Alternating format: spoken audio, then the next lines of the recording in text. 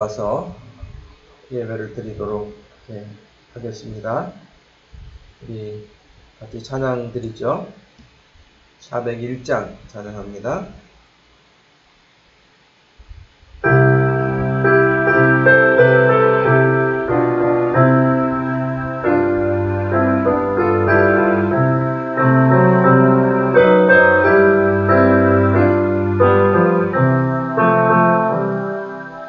주의 곁에 있을 때 마음이 든든하오니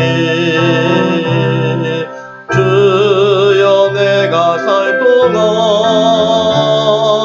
인도하여 주소서. 주여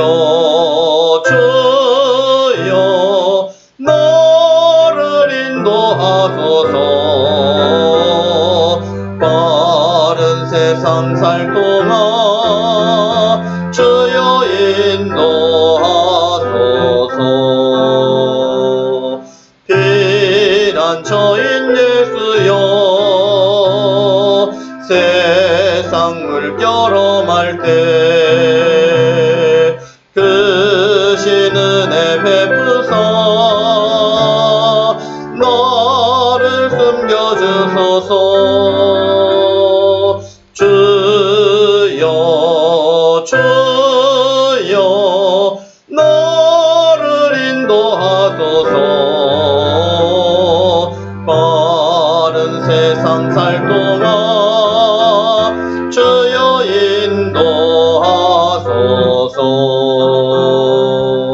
세상 풍파 지나는 영화로운 나라와 눈물 없는 곳으로 들어가게 하소서. 주여 주여 나를 인도하소서. 빠른 세상 살 동안 주여 인도하소서. 전능왕 오셔서 주의 이름 찬송케 하옵소서. 영광과 권능의 성부여 오셔서 우리를 다스려 주옵소서. 평생한 성자여 오셔서 기도를 들으소서. 택하신 백성들 복 내려주시고 거룩한 마음을 주옵소서. 위로의 주 성령 오셔서 큰 증거 주옵소서. 전능한 주시여 각 사람 마음에서 떠나지 마시고 계십소서.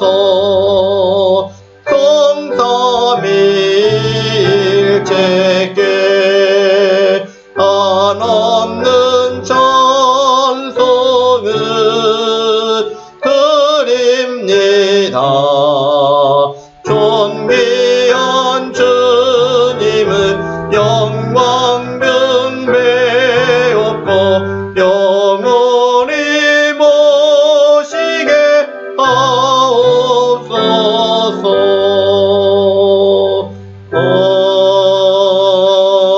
아멘.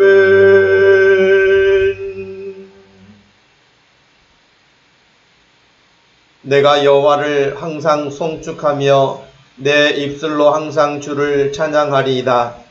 내 영혼이 여호와를 자랑하리니 곤고한 자들이 이를 듣고 기뻐하리로다. 나와 함께 여호와를 광대하시다 하며 함께 그의 이름을 높이세. 내가 여호와께 간구하매 내게 응답하시고 내 모든 두려움에서 나를 건지셨도다. 그들이 주를 앙망하고 광채를 내었으니 그들의 얼굴은 부끄럽지 아니하리로다. 이 곤고한 자가 부르짖음에 여호와께서 들으시고 그의 모든 환난에서 구원하셨도다. 아멘. 전능하사 천지를 만드신 하나님 아버지를 내가 믿사오며 그 외아들 우리 주 예수 그리스도를 믿사오니 이는 성령으로 잉태하사 동정녀 마리아에게 나시고 본디오 빌라도에게 고난을 받으사 십자가에 못 박혀 죽으시고 장사한 지 사흘 만에 죽은 자 가운데서 다시 살아나시며 하늘에 오르사 전능하신 하나님 우편에 앉아 계시다가 저리로서 산자와 죽은 자를 심판하러 오시리라. 성령을 믿사오며 거룩한 공회와 성도가 서로 교통하는 것과 죄를 사여 주시는 것과 몸이 다시 사는 것과 영원히 사는 것을 믿사옵나이다. 아멘. 이 시간에는 배달민 간사님 기도로 대표 기도하겠습니다.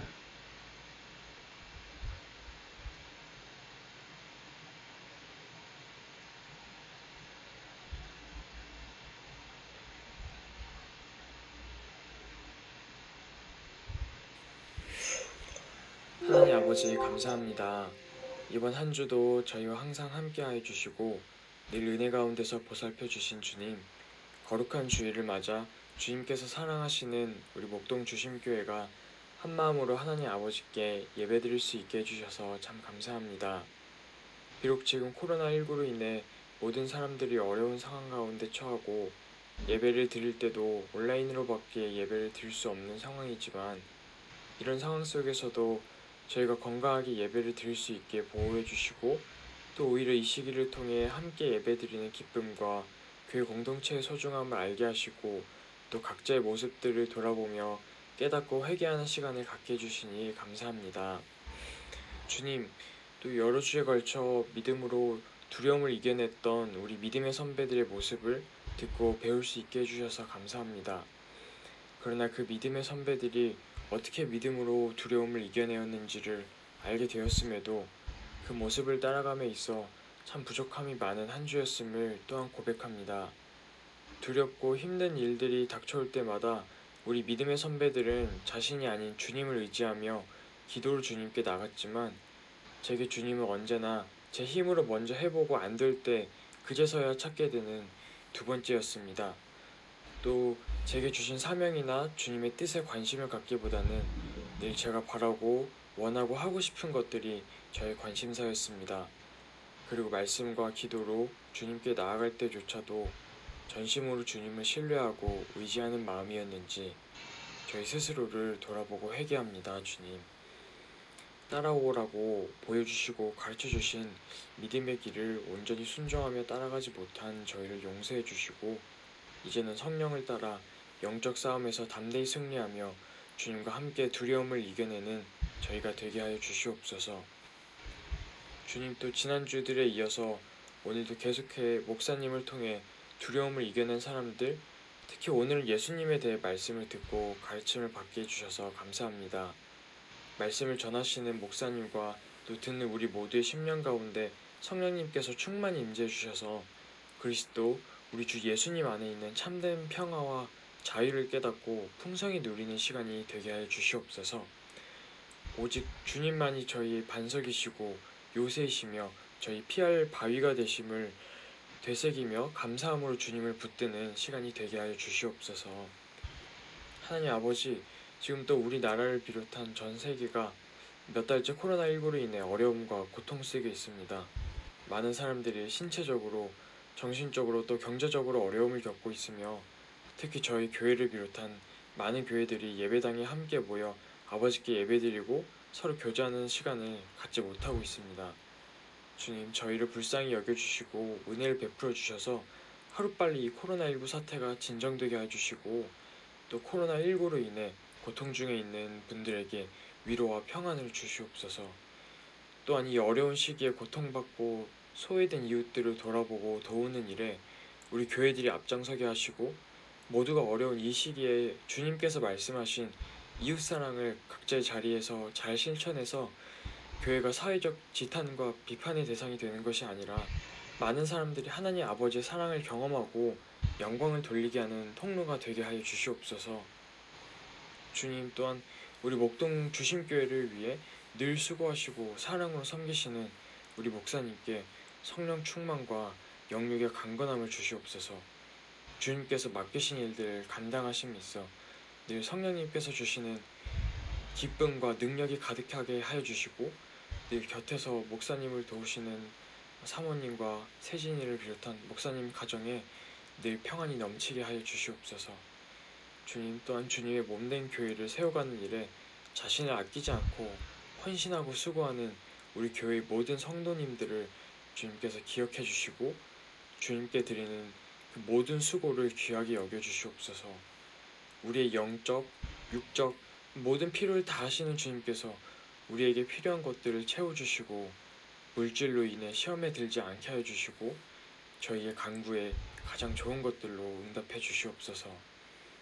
또 저희 교회의 주일학교 자녀들과 청년들이 이 세대를 본받지 않고 하나님의 선하시고 기뻐하시고 온전한 뜻이 무엇인지 분별하여 순종할 수 있도록 지혜와 믿음을 주시고, 날마다 믿음과 성품이 예수님을 닮아갈 수 있도록 은혜를 부어 주시옵소서. 저희 목동 주심교회를 사랑하시는 주님, 감사합니다. 저희 교회가 예배, 전도, 큐티, 기도 등에 힘쓰면서 앞으로 더욱더 예수님의 마음을 배워가고 닮아가는 그런 교회가 되게 해주시고, 이 일을 위해서 서로가 서로의 동역자가 되어서 격려하고 기도해주며 사랑을 나누는 그런 교회가 되게 하여 주시옵소서. 주님, 사랑합니다. 감사합니다. 우리를 죄에서 구하시려고 이 땅에 오셔서 십자가를 지시고 죽으시고 또 부활하신 우리 주 그리스도 예수님의 이름으로 감사하며 기도드립니다. 아멘.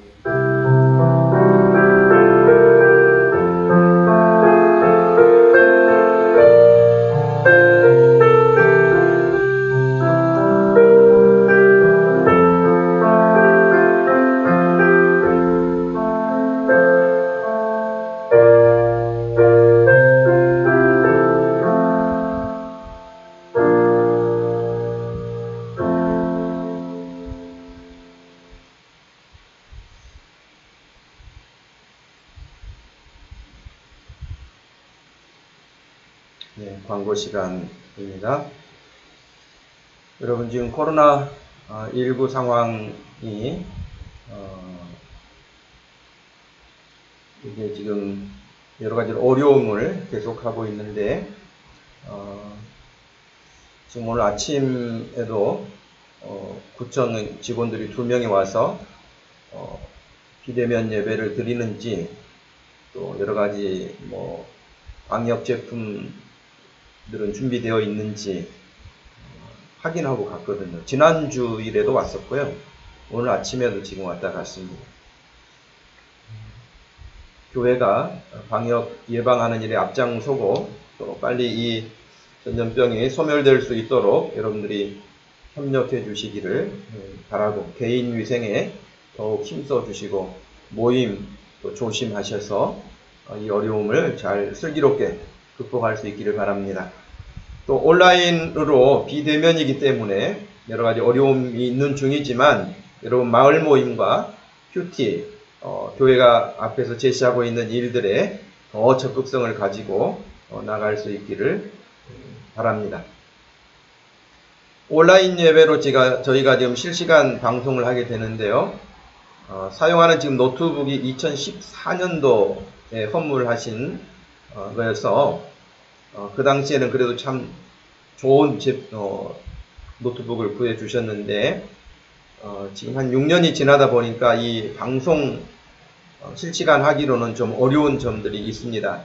그러니 이 방송용 노트북을 새로 구입할 수 있도록 선물하시거나 혹은 어려우실 때는 교회 재정부에서 구입할 수 있도록 의논해 주시기를 바랍니다.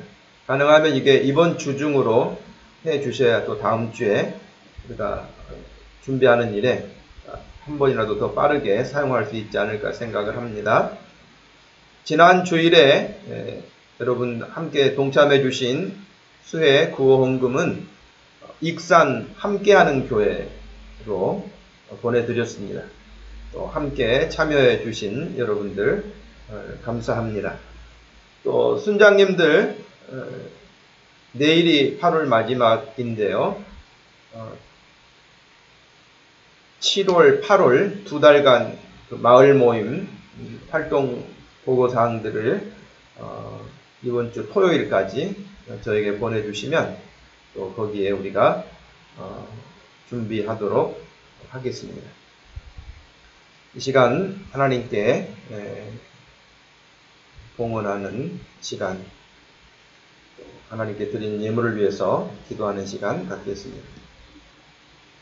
고마우신 하나님 아버지, 저희가 오늘도 얼굴을 대하지 못하고 이렇게 각 가정에서 온라인을 통하여 하나님을 함께 향합니다. 저희의 마음을 아시는 주님, 저희를 긍휼히 여기시고 지금 저희가 처한 이 코로나19의 어려운 환경을 거두어 주시고 치료하여 주시고 은혜 베풀어 주시기를 원합니다. 오늘도 함께 예배하며 주님께 마음을 드리고 또 물질을 구별하여 드리는 사랑하는 성도들 11조 예물과 감사헌금, 주일헌금, 하나님 또 이번에 이렇게 수혜헌금을 보내는 일에 이르기까지 다 같은 마음을 품고 참여할 수 있도록 하신 것 또한 감사합니다. 우리가 크고 작고를 떠나서 늘 주님의 마음을 가지고 다른 사람들을 돌아볼 수 있는 긍휼의 마음을 품게 하시고 또 우리가 그렇게 넉넉히 베풀 수 있도록 하나님 저희들이 하는 모든 사업과 직장과 가정들을 축복하여 주시기를 원합니다. 하나님 아버지 시간에도 드려지는 모든 주님 앞에 드려진 귀한 헌금들을 주님이 기억하여 주시고 그들의 가정마다 복의 복을 더하여 주시옵소서. 감사하신 예수님의 이름으로 기도하옵나이다. 아멘. 오늘 우리에게 주시는 하나님 말씀은 마가복음 14장 32절에서 36절 말씀 보겠습니다. 마가복음 14장 32절에서 36절 말씀입니다.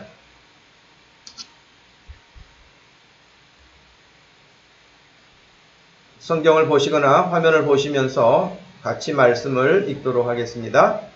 그들이 겟셋마네라 하는 곳에 이르매 예수께서 제자들에게 이르시되 내가 기도할 동안에 너희는 여기 앉아 있으라 하시고 베드로와 야고보와 요한을 데리고 가실새 심히 놀라시며 슬퍼하사 말씀하시되 내 마음이 심히 고민하여 죽게 되었으니 너희는 여기 머물러 깨어 있으라 하시고 조금 나아가사 땅에 엎드려 댈 수 있는 대로 이 때가 자기에게서 지나가기를 구하여 이르시되 아빠 아버지여 아버지께는 모든 것이 가능하오니 이 잔을 내게서 옮기시옵소서. 그러나 나의 온대로 마시옵고 아버지의 온대로 하옵소서 하시고 아멘. 오늘 33절 34절 말씀에 보시면 심히 놀라시며 슬퍼하셨다. 또 34절에는 내 마음이 심히 고민하여 죽게 되었으니 라고 하는 이 말씀을 하셨습니다. 저희가 지금 계속해서 두려움을 이겨낸 사람들에 대한 말씀을 전하고 있습니다. 오늘 8번째 시간인데요. 특별히 예수님에 대한 부분, 두려움을 이겨낸 사람들이라고 하면서 예수님을 여기에 포함시키고 예수님을 소개하는 것이 과연 맞는 일인가 하는 그런 생각을 하게 됐거든요. 다른 사람들, 아무리 훌륭한 믿음의 사람, 실수가 있다 할지라도 뭐 아브라함, 다윗, 뭐 야곱, 욥, 뭐 누구라도 다 그렇게 할 수 있지만, 우리와 동질감을 그렇게 가질 수 있지만, 예수님을 과연 두려움을 이겨낸 사람들 시리즈에 예수님을 포함시킬 수 있을까? 사실은 조금 고민스러웠거든요.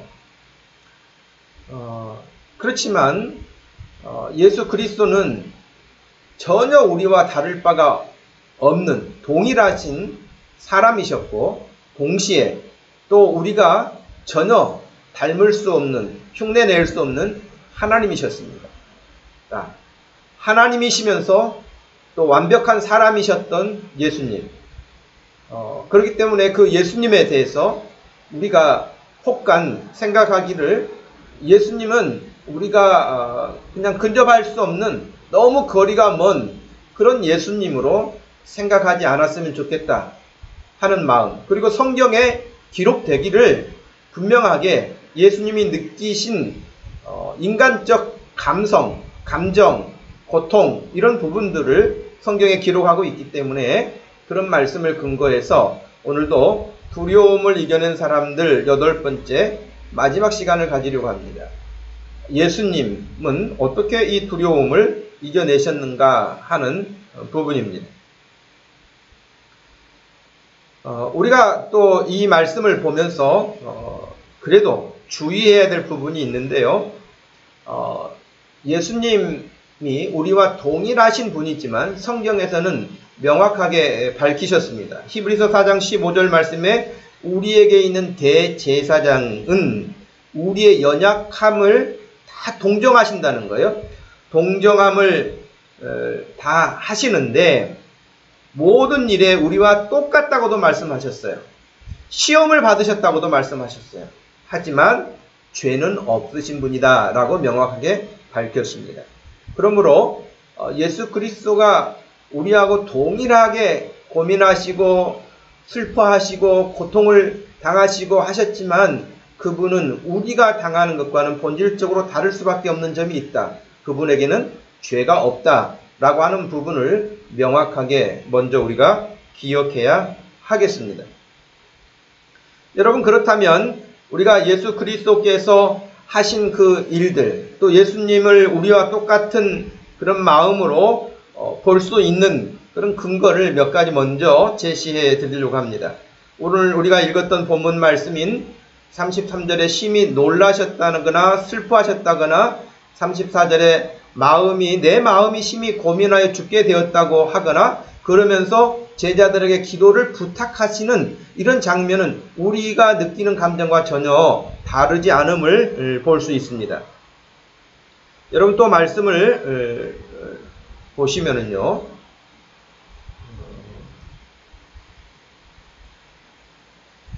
요한복음 2장 말씀을 보십시오. 13절에서 16절 말씀에 보시면 유대인의 유월절이 가까운지라 예수께서 예루살렘으로 올라가셨더니 성전 안에 소와 양과 비둘기 파는 사람들과 돈 바꾸는 환전상들이 거기에 앉아있는 것을 보시고 15절 노끈으로 채찍을 만드사 양이나 소를 다 성전에서 내쫓으시고 돈 바꾸는 사람들의 돈을 쏟으시며 상을 엎으시고 비둘기 파는 사람들에게 이르시되 이것을 여기서 가져가라, 내 아버지의 집으로 장사하는 집을 만들지 말라 하셨을 때 이 장면은 아주 대표적으로 예수님께서 분노하시는 장면입니다. 그러니까 예수님이 가지신 감정 가운데 분노라고 하는, 물론 우리가 느끼는 불합리한 구조 가운데서 느끼는 그런 분노하고는 분명 다릅니다. 그런데 여기에 예수 그리스도께서 하나님의 말씀을 왜곡하고 또 하나님이 뜻하신 바하고는 전혀 다른 모습으로, 그러니까 내 아버지의 집은 만민이 기도하는 집인데 거기를 장사하는 집으로 바꿔버린 것에 대해서 의로운 분노를 하시는 것이죠. 그러니까 예수님께서 분노하시는 그런 장면을 우리가 볼 수 있고요. 요한복음 11장으로 넘어가시면 여러분, 마리아가 예수 계신 곳에 가서 배웠고 그 발 아래 엎드려 이르되 주께서 여기 계셨더라면 내 오라버니가 죽지 아니했을 것입니다 라고 32절에 말씀하지 않습니까? 그때에 33절 말씀해 보니까 예수께서 그가 우는 것과 마리아가 하는 말씀을 듣고 또 마리아가 우는 것을 보시고 또 마리아와 함께 온 유대인들이 우는 것을 보시고 심령에 비통히 여기셨다. 불쌍히 여기셨다. 라고 말씀하시면서 35절에는 예수께서 눈물을 흘리시더라. 이렇게 기록하고 있습니다. 눈물을 흘리신 예수님. 그러니까 슬픔의 감정을 앞서 보았던 말씀처럼 분노의 감정도 가지고 계셨지만 슬픔의 감정도 여전하게 가지고 계셨습니다. 그러므로 우리와 같은 몸을 가지고 감정을 가지고 생활하셨던 예수님인 것을 우리가 보게 되어지죠.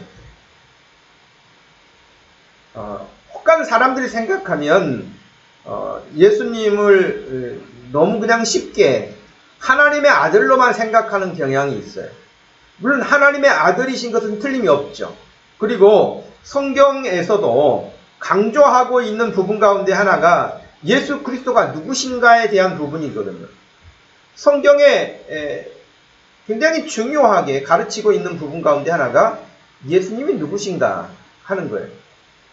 그래서 사람들이 나를 누구라고 하더냐라고 질문하신 적도 있으시잖아요. 그리고 너희들은 나를 누구라고 생각하느냐? 주는 그리스도십니다. 하나님의 아들이십니다. 우리의 구세주십니다.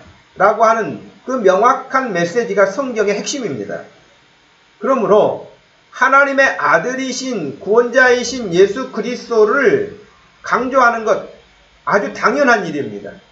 그러나 동시에 그렇게 우리를 구원하기 위해서 오신 구원자이신 예수님은 우리와 죄인들인 우리와 똑같은 고통과 슬픔과 아픔과 우리의 처지와 형편을 체휼하시는, 동시에 경험하시는, 흉내내시는 것이 아니라 진짜 우리와 똑같은 심정으로 경험하시는 그런 일 때문에 그런 우리를 구원하시기 위해서 그 모습으로 이 땅에 오신 것입니다. 그래서 오해하지 않아야 됩니다. 예수님은 고통도 없고 예수님은 저 정도야 쉽게 그냥 넘어가실 수 있는 것 같아. 그러지 않습니다. 예수님도 속상해 하시고 불쌍히 여기시고 통분히 여기시고 하는 그런 일들을 행하셨던 것은 우리와 전혀 다를 바가 없다고 하는 것을 다시 말씀을 드립니다. 그런데 예수님을 우리가 생각할 때에 예수님에게 무슨 두려움이 있으셨을까? 그런 생각을 혹간 할 수도 있거든요. 예수님에게 무슨 두려움이 있었을까? 여러분 생각할 때는 어떠십니까? 예수님에게 두려움이 있으셨을까? 답은 당연히 예수님에게도 두려움이 있었습니다. 우리와 같은 성정을 가지신 그 육체를 가지고 계시는 동안 그가 우리가 경험해야 하는 그 감정을 그대로 경험하셨기 때문에 그에게도 두려움은 있으셨습니다.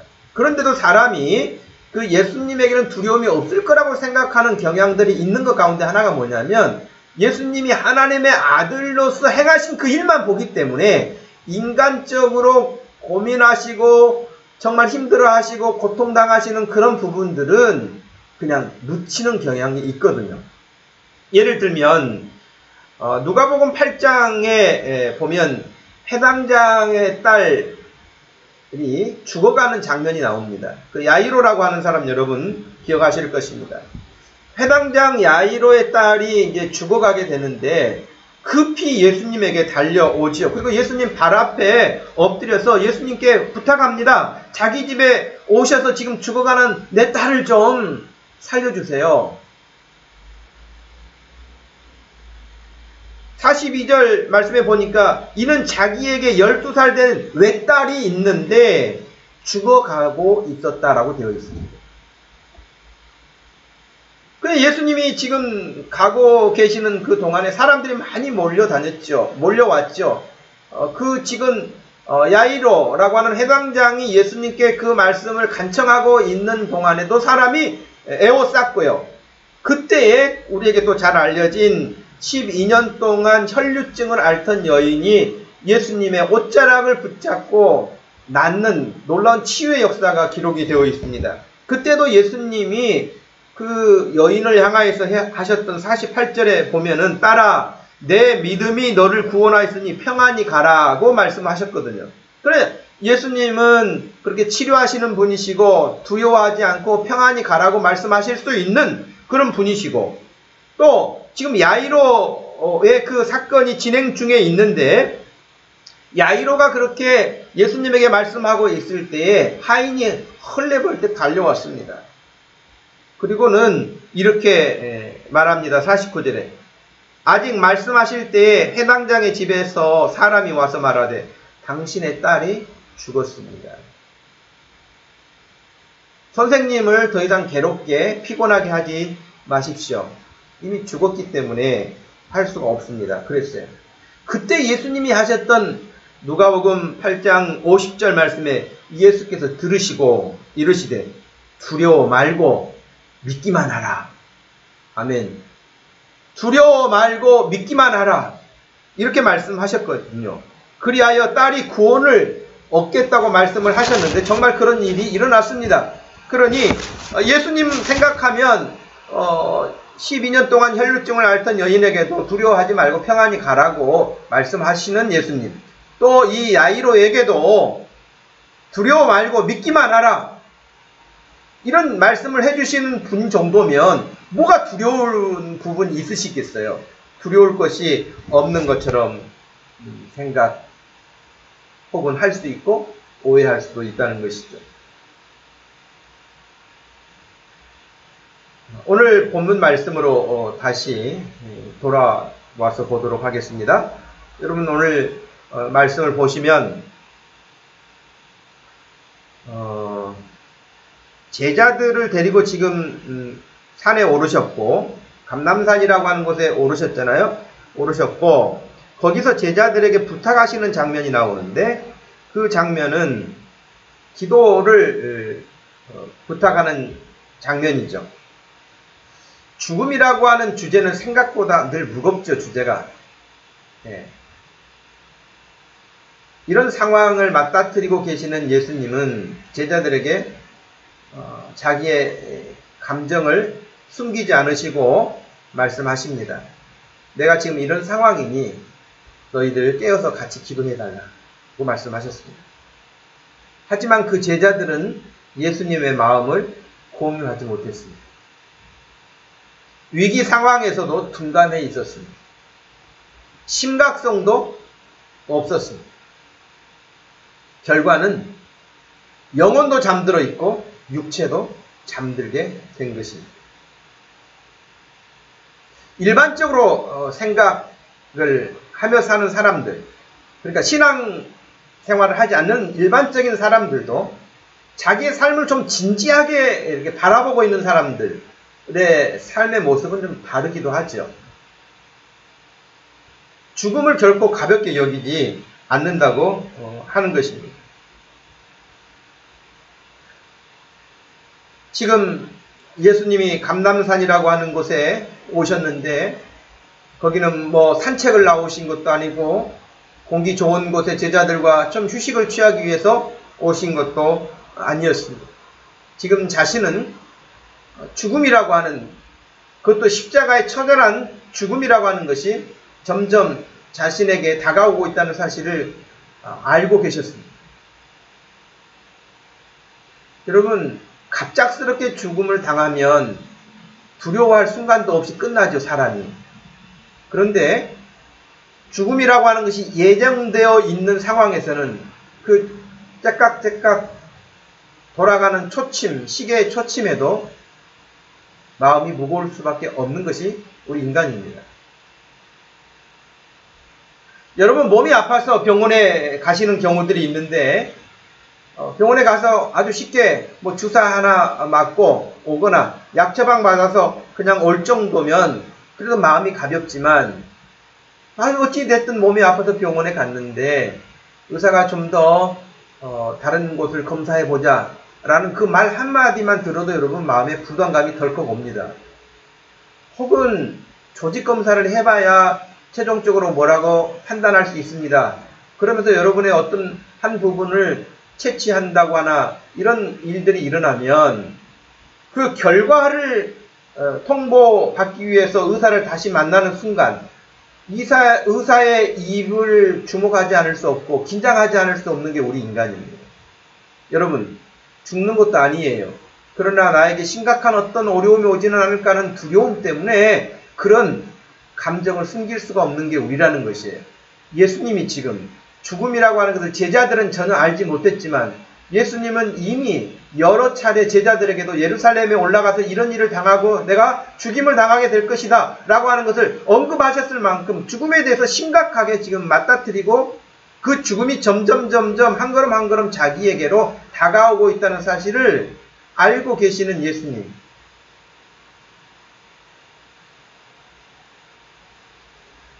그런 두 분의 마음이 얼마나 무거우셨겠는가, 얼마나 그것이 힘드셨겠는가 하는 것입니다.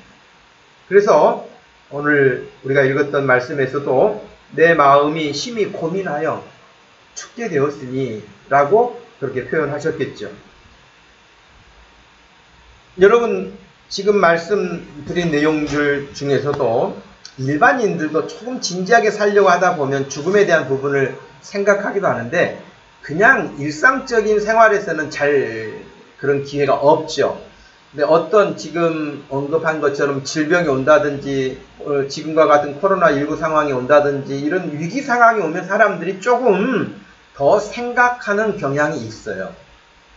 우리에게 여러분 너무 잘 알려진 애플의 전 CEO였던 스티븐 잡스라고 하는 사람을 여러분이 너무 잘 아시지 않습니까? 2005년 6월 12일에 그가 이례적으로 스탠퍼드 대학 졸업식에 가서 졸업식에 참석을 했고 거기서 기념으로 연설을 하게 됩니다. 그런 당시 췌장암 수술을 2004년도에 받았고 투병 중에 있었습니다. 그는 졸업생들을 향해서 이렇게 말했습니다. 누구도 죽기를 원하지 않지만 죽음은 인생에서 커다란 선택을 내리는데 도움을 주는 가장 중요한 도구다 라고 그렇게 말한 적이 있습니다. 그러면서 오늘이 생애 마지막이라는 생각으로 가슴을 따라 살아야 한다 라고 졸업생들에게 당부하기도 했는데요. 그렇죠. 누구도 죽음을 원치 않죠. 그래서 그는 이런 이야기를 했습니다. 저는 제 자신에게 늘 이렇게 묻곤 했습니다. 만약 오늘이 내 생의 마지막 날이라면 나는 과연 오늘 하려는 일을 계속 하고 싶어 할까? 라고 질문했다는 것이에요. 늘 그렇게 물었다는 거예요. 자기 자신에게. 오늘이 내 생의 마지막 날이라면 오늘 내가 계획했던 이 일을 계속해 갈까? 라고 하는 것이죠. 그리고 너무 여러 날 동안 계속해서 아니요 라는 대답이 나오면 그때는 뭔가 달라져야 할 필요가 있음을 깨닫곤 했습니다. 제가 곧 죽을 거란 사실을 기억하는 것은 제 인생에서 커다란 선택을 내리는데 도움을 주는 가장 중요한 것입니다. 왜냐하면 타인의 기대, 자부심, 좌절, 실패 등 세상의 모든 것들은 죽음 앞에서 덧없이 사라지고 오직 진정으로 중요한 것만 남기 때문입니다. 라고 말합니다.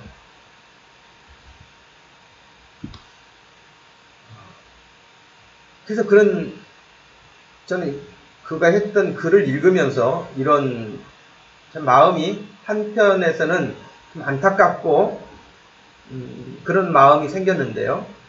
병상에서 투병하고 있는 자신의 모습을 보면서 이렇게 글을 남겼습니다. 어둠 속 나는 생명 연장 장치의 녹색 빛과 윙윙거리는 기계음을 보고 들으며 죽음이 다가오는 것을 느낄 수 있습니다. 지금 병들어 누워 과거 삶을 회상하는 이 순간 나는 깨닫는다. 자부심, 정말 자부심 가졌던 사회적 안정과 부는 결국 닥쳐올 죽음 앞에 희미해지고 의미 없어져 간다는 것을 깨달았다. 그러면서 여러분도 언젠가는 죽을 것입니다. 그러니 다른 사람의 인생을 사느라 삶을 허비하지 마십시오. 다른 사람의 인생을 산다는 것은 다른 사람 의식해가지고 다른 사람 보기에 그렇게 살지 말고 당신 자신이 원하는 삶을 살라. 예를 들면 그런 이야기였죠. 그러면서 마지막 이야기도 또 의미가 있었는데 주어진 시간에는 한계가 있다. 우리는 어차피 유한하게 주어진 시간을 살고 있는 게 인생이잖아요. 한계가 있는 정해진 시간은 금방 가요. 예.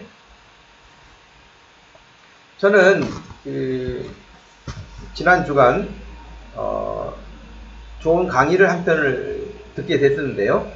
비엔나의 화가 황금의 미스터를 알려진 화가 구스타프 크림프라고 하는 사람에 대한 강의를 듣게 됐는데 세계적으로 잘 알려진 키스라는 작품으로 세계적인 사랑을 받고 있기도 하죠.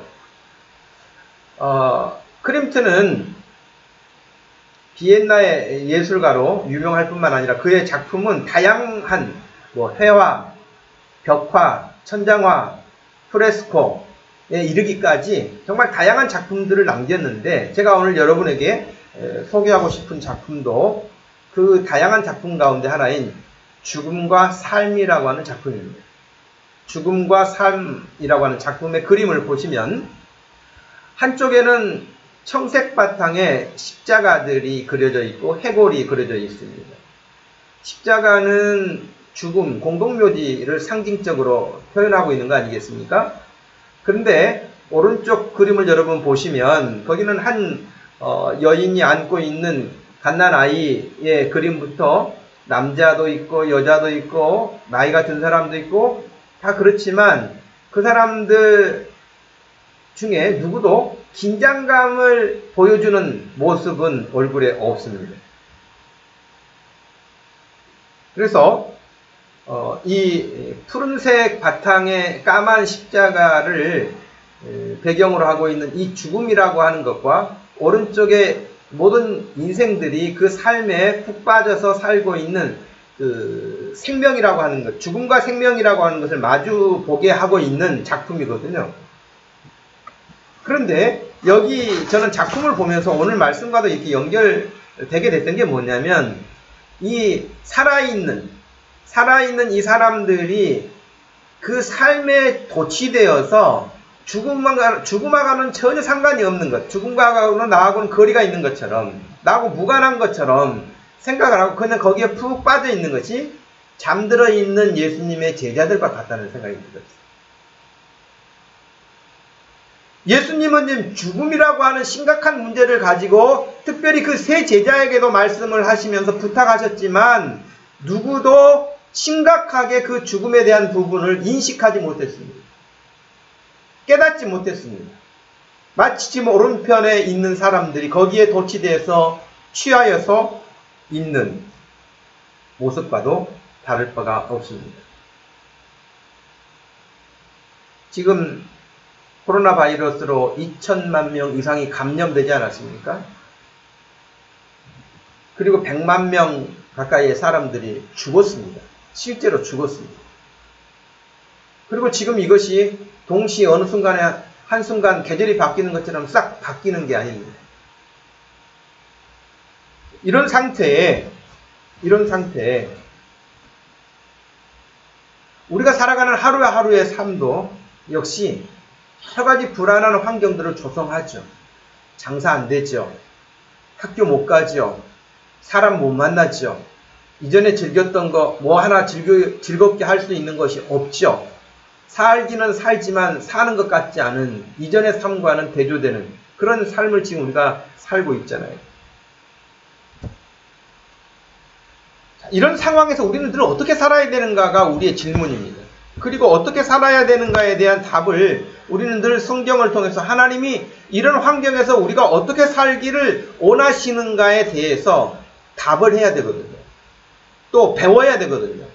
교훈을 받아야 되거든요. 그러면 오늘 주제와 같이 예수님은 이 죽음이라고 하는 엄연한 현실이 다가오는 그 십자가의 죽음 앞에서 그 두려움과 공포를 어떻게 이기셨을까 하는 게 오늘 여러분에게 전해드리고자 하는 핵심 메시지입니다. 여러분, 두말할 것 없이 예수님의 모습에서 우리가 첫 번째 발견할 수 있는 게 뭡니까? 기도하시는 예수님입니다. 기도하시는 예수님이에요. 그렇죠? 기도하러 가신 거예요. 감람산에 그냥 놀러 가신 게 아니라 그랬잖아요. 산책하러 가신 게 아니라 그랬잖아요. 그러면 예수 그리스도가 제자들을 데리고 지금 가신 것은 결국에는 기도하러 가신 거예요. 이 엄연한 죽음이 다가오는 현실 앞에서 그가 내릴 수 있는 가장 긴박한 결단은 기도였습니다.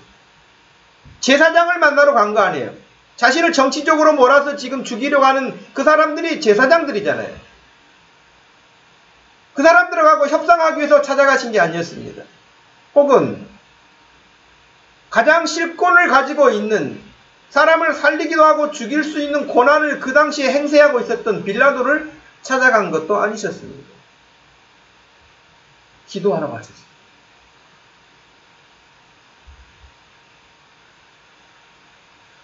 여러분, 우리가 어려운 일을 만날 때에, 정말 심각한 일을 만날 때 늘 해야 할 첫 번째 일이 뭐냐? 기도하는 일입니다. 너무 많이 들어서 너무 많이 강조되었기 때문에 그것이 식상하게 들리려는지 모르지만, 그럼에도 불구하고 기도 말고는 그 어떤 것보다도 우선할 수 있는 것이 없다고 하는 것입니다. 여러분이 지금 처한 환경이 어떻습니까? 장사가 안 되고 사업이 안 되고 직장도 위태롭고 장래 일도 불투명하고 취업도 안 되고 하는 모든 것들, 그런 환경에서 여러분이 해야 될 가장 지금 좋은 일, 그것은 첫째도 둘째도 기도입니다. 기도할 수 있기 바랍니다. 기도하는 시간을 갖기를 바랍니다. 제가 금요 기도회 때 또 큐티를 하면서도 여러분에게 그런 말씀을 드린 적이 있지 않습니까?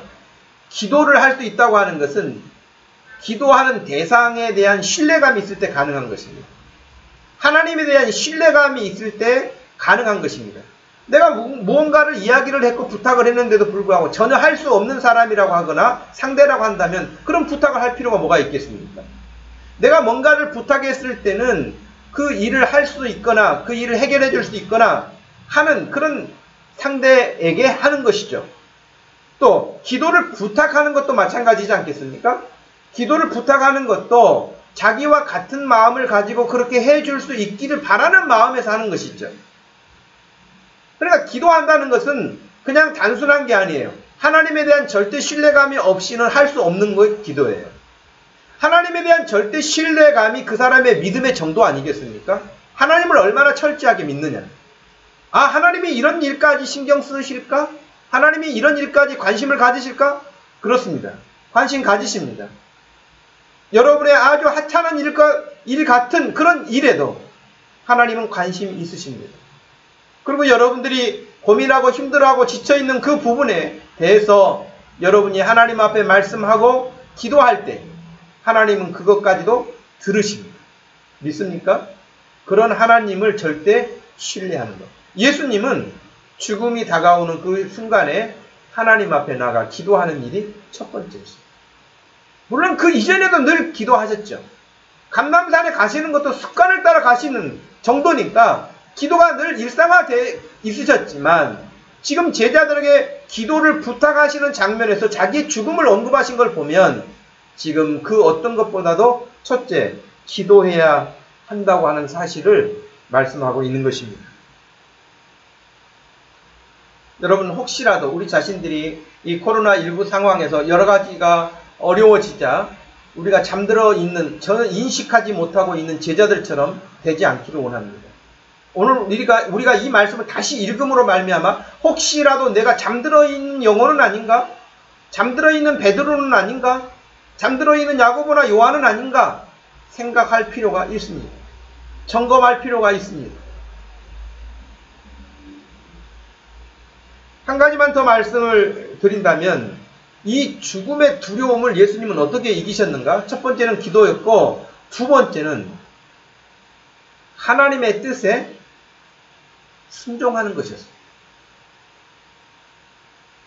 두려움을 이겨내는 예수님의 두 번째 방법은 하나님의 뜻에 100% 순종하는 거였습니다. 하나님의 뜻에 순종한다고 하는 것은 다른 말로 바꾸면 사명입니다. 하나님이 내게 주신 그 사명을 완수해내는 것입니다. 예수님이 여러분 기도하셨을 때에 졸면서 기도하신 분 아니잖아요? 시간 채우기 위해서 그냥 길게 기도 시간을 가지신 분도 아니시잖아요? 어떻게 기도하셨다고 되어 있습니까? 히브리서 5장 7절 말씀에 보면 예수님이 어떤 자세를 가지고 기도하셨는지를 언급하고 있습니다. 여러분,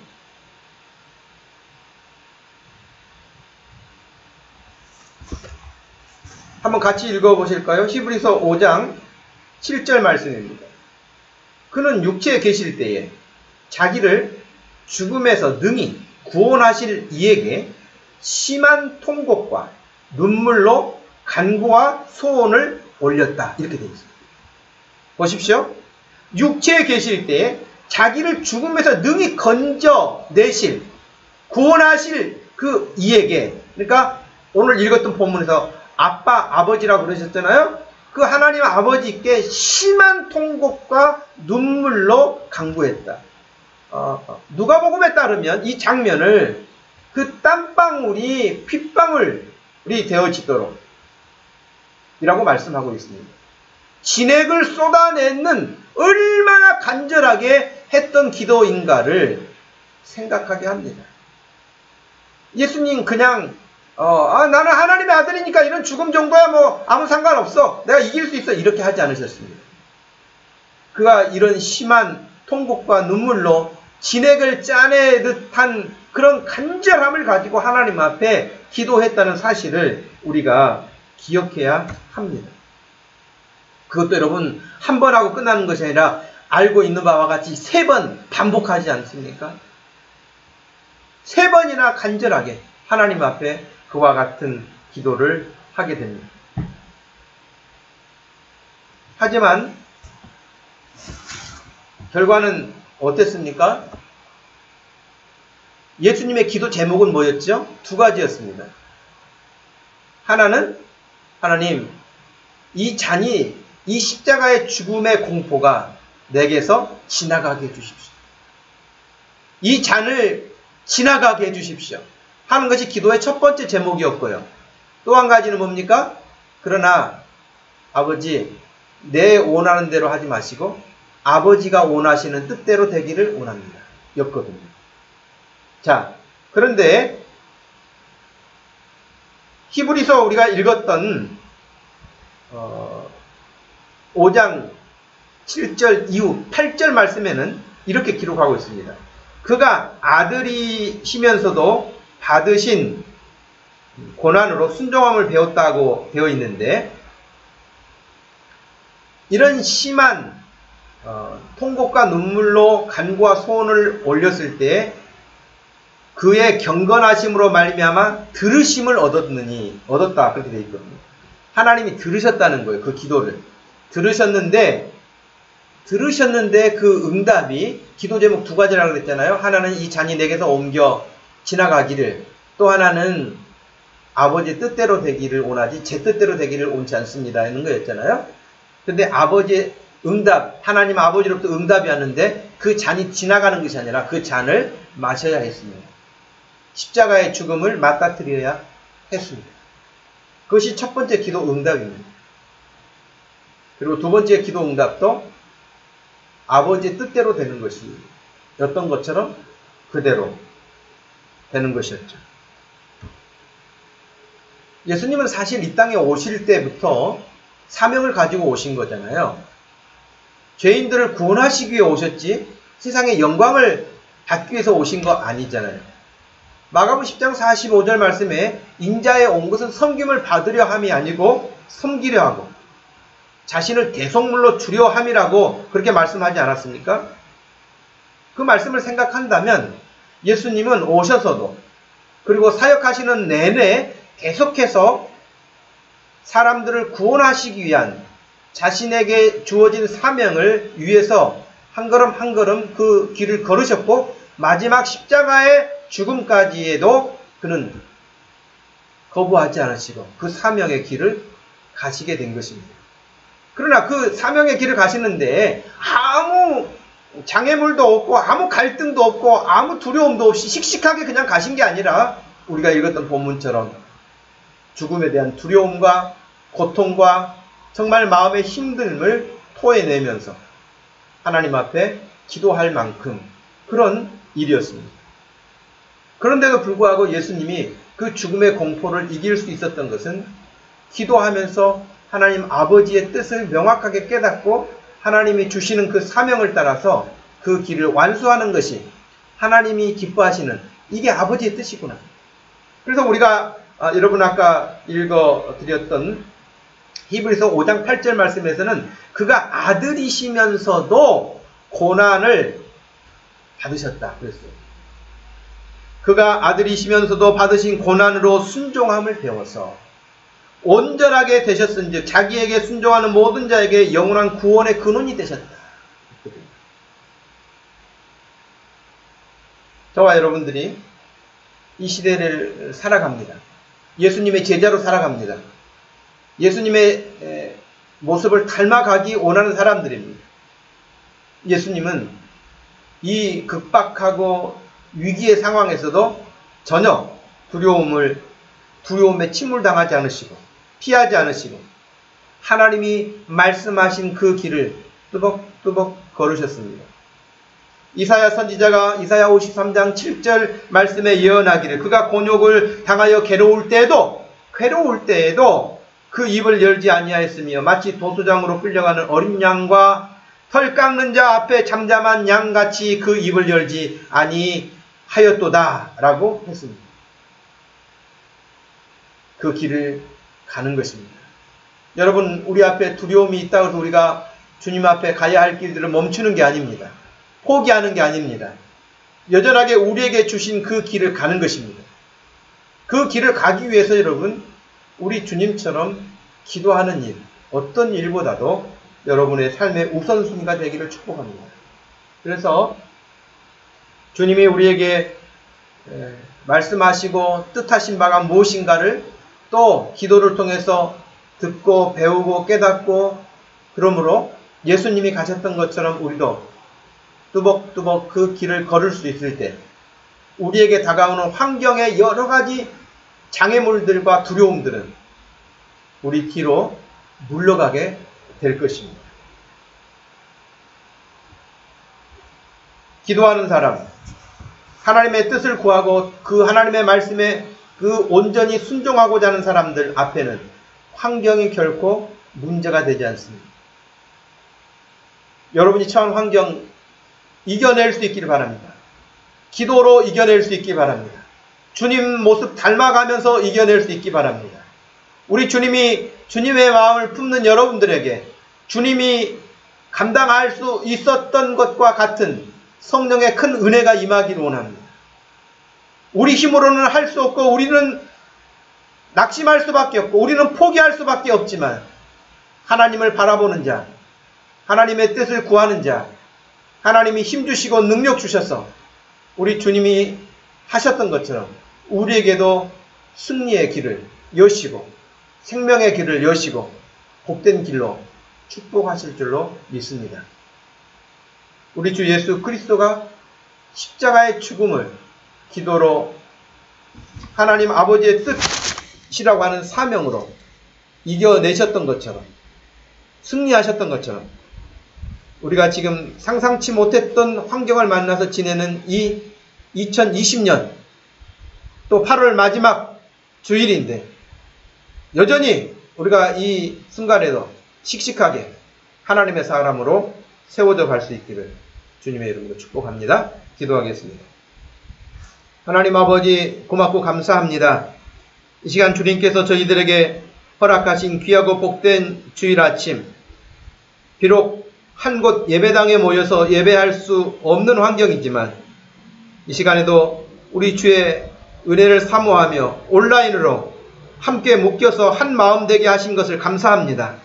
하나님 아버지, 오늘 두려움 앞에 굴복당하지 않으시고 십자가를 회피하지 않으시고 그 길을 정면으로 맞서며 하나님께 도움을 구하며 주의 뜻을 구하며 그것을 이겨내시는 것처럼 우리들도 예수님 닮은 제자답게 우리 앞에 만나는 여러 가지 환경들 앞에 주저주저하지 않고 강하고 담대함을 가지고 기도하며 주의 뜻을 따르게 하여 주시기를 소원합니다.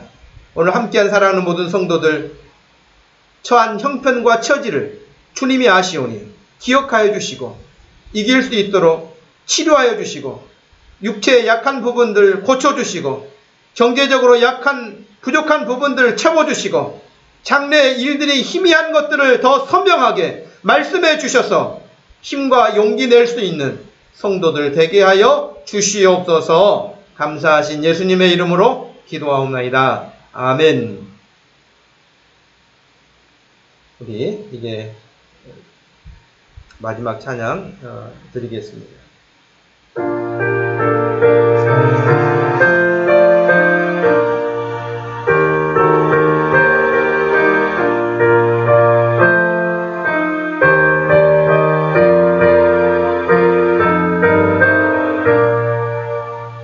주님의 마음을 본받는 자, 그 마음의 평강이 찾아오면 험악한 세상을 이길 힘이 하늘로부터 임함이로다. 주님의 마음 본받아 살면서 더 거룩하시 나도 이르리. 주 모습 내 눈에 안 보이며 그 음성 내 귀에 안 들려도 내 영혼 날마다 주를 만나 신령한 말씀 늘 배우도다. 주님의 마음 본받아 살면서 더 거룩하심 나도 이루리. 가는 길 거칠고 험하여도 내 맘에 불평이 없어짐은 십자가 고난을 이겨내신 주님의 마음 본받음이라. 주님의 마음 본받아 살면서 그 거룩하심 나도 이루리. 주 예수 세상에 다시 오시 그날엔 무성도 변하여 주님의 빛나는 그 영상을 함께 보며 주 찬양하리. 주님의 마음 본받아 살면서 그 거룩하심 나도 이루리.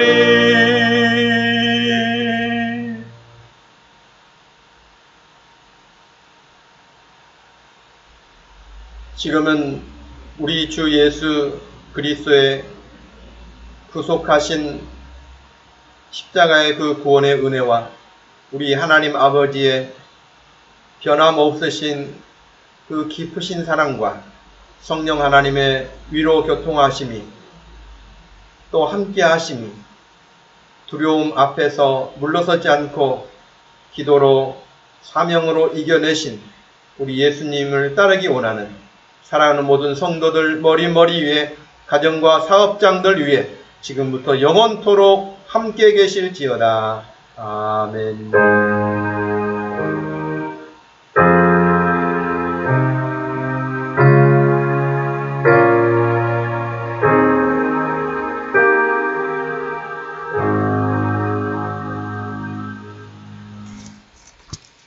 네, 오늘 온라인 예배를 이렇게 진행하게 돼서 감사하고 또 함께 하신 여러분 주님의 이름으로 축복합니다. 주일 오후도 주님 안에서 평안하게 가족들과 잘 지내시고 또 경건의 유익한 시간들이 되기를 부탁합니다. 이상으로 마치겠습니다.